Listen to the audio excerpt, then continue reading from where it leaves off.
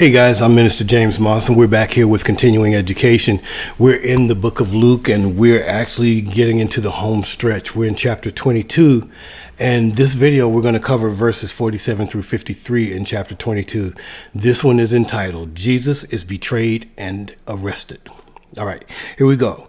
Despite all of Jesus' warnings about the coming trouble, the disciples were unprepared for it when the moment arrived. Judas, formerly one of them, appeared and betrayed Jesus with a kiss. The disciples attempted to defend Jesus and then fled as Jesus gave himself over to an illegal arrest. All right, so here we go. This is not going to be too long. And while he yet spake, behold, a multitude, and he that was called Judas was one of the 12, went before him and drew near unto Jesus to kiss him. But Jesus said unto him, Judas, betrayest thou the Son of Man with a kiss? When they were about him saw what would follow, they said unto him, Lord, shall we smite with the sword? And one of them smote the servant of the high priest and cut off his right ear. And Jesus answered and said, Suffer ye thus far, and he touched his ear and healed him. Then Jesus said unto the chief priests and captains of the temple and the elders which were come to him, Be ye come out as against a thief with swords and staves?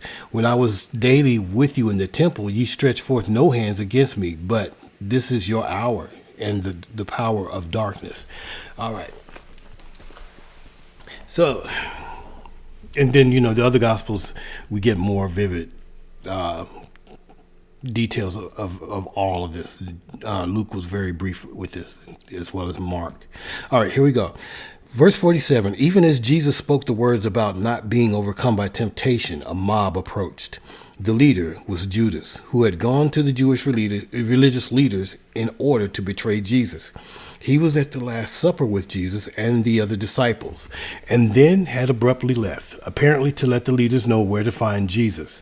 Judas came up to Jesus and greeted him with a kiss. Judas had told the crowd to arrest the man whom he would kiss. And you know that's still in cultures today, right? The kiss of betrayal. All right. With this kiss of greeting, Judas showed himself to be the ultimate traitor. He had eaten with Jesus only hours before, and here he used the sign of friendship and affection in his betrayal. Apparently, Jesus understood that this greeting had been designated as a signal. Jesus asked, Judas, how can you betray me, the Son of Man, with a kiss? This was the height of disloyalty and hypocrisy. Verses 49 through 51. Apparently, the arrival of the mob had awakened the sleeping disciples, and they came fully awake and ready to fight. One of them slashed at the high priest's servant and cut off his right ear. The Gospel of John reveals that the man who cut off the servant's ear was Peter, and the servant's name was Malchus. Peter may have thought that this was the time to fight, the time to defend themselves, but Jesus told Peter, don't resist anymore. Peter should put away his sword and allow God's plan to unfold. Jesus' time of prayer had made him serene in God's will. He would comply with God's plan, so he healed the man's ear. Even as Jesus was being led away to face what would be the most difficult of trials, he first stopped to care for this member of the mob, restoring his ear. Verses 52 and 53. Apparently, many of the religious leaders had come together to take part in this arrest. Jesus pointed out the ridiculous picture of all these men coming after him with swords and clubs. Jesus also pointed out the basic cowardice in their actions. He had been among them every day in the temple, but they had not laid a hand on him. We know from chapter 20, verse 19, and chapter 22, verse 2, that they had not arrested Jesus in the temple for fear of a riot. Instead, they came secretly at night under the influence of the prince of darkness, Satan himself. Although it looked as if Satan was getting the upper hand and that darkness was in control, everything was proceeding according to God's plan. It was time for Jesus to die.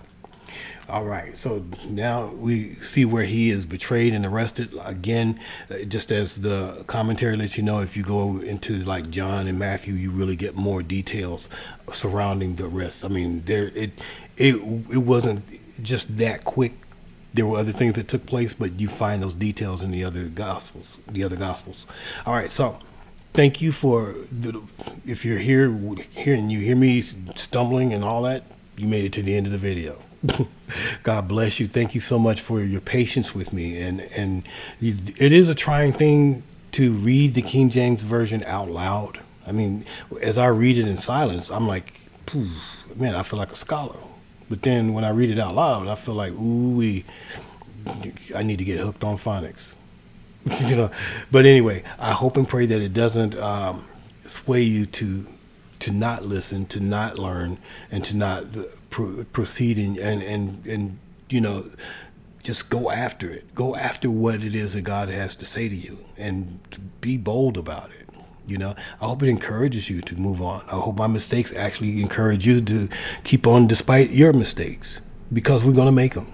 As long as we are human and flesh and blood, we're going to make mistakes until that day that we have been transferred and transfigured from the corrupted to the uncorrupted, to the incorrupted or uncorrupted or incorruptible, or however you want to say it. We've been transferred from flesh to spirit. We're going to have things, we're going to have issues. But the biggest thing is that we trust God. We love God, and we know that what he's doing for us is for our good. Even though sometimes we may not understand it or we may not even agree with it, we still trust him. And we know that above all things, his will is supreme above all things. So until next time, God bless you. God keep you. Thank you for being patient with me, and continue to keep studying.